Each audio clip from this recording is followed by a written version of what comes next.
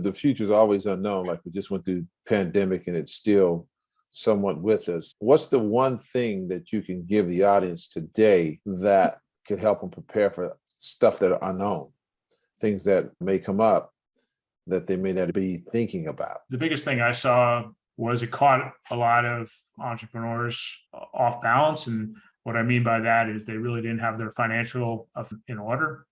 And what I term this is they didn't have current financials. They didn't have a current balance sheet. They didn't have a current P&L. They knew what they had in the bank, and that was about it.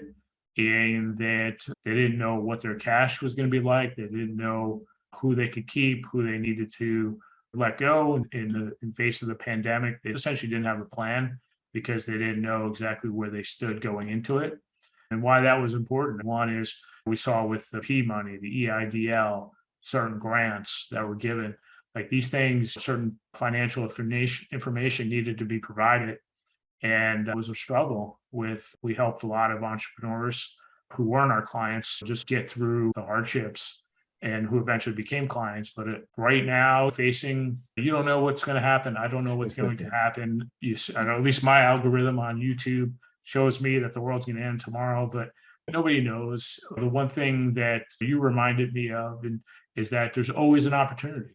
Absolutely. No matter how bad things get, there's always an opportunity. But whether you can take advantage of that opportunity or not, you need to know your financial condition and what you can withstand rather. And I think the last piece, and I preach this, I don't know if any of my clients take me up on it. I find it to be very helpful. And that's, I just take a piece of paper out or my journal, and I journal out some what if scenarios. And, if I was faced with a large client that wanted to buy X number that would increase my sales by 25 or 50% next year, what would I need to do? If I lost 25% of my sales next year, what would I do? And I think just knowing that you had a plan in place, and we're never going to be able to hit the nail on the head as far as scenarios are concerned, but just knowing that you have a plan and you've thought it out and you've documented it goes a long way. For me, I see what works and what doesn't. I sit in a very interesting chair in the fact that I see what entrepreneurs, how well they do, what their profits are.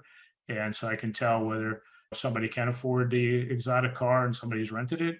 Right. I see what works and what doesn't. And definitely the folks that have a plan and have current financials, that have some projections, have some budgets, like these are the guys that are winning.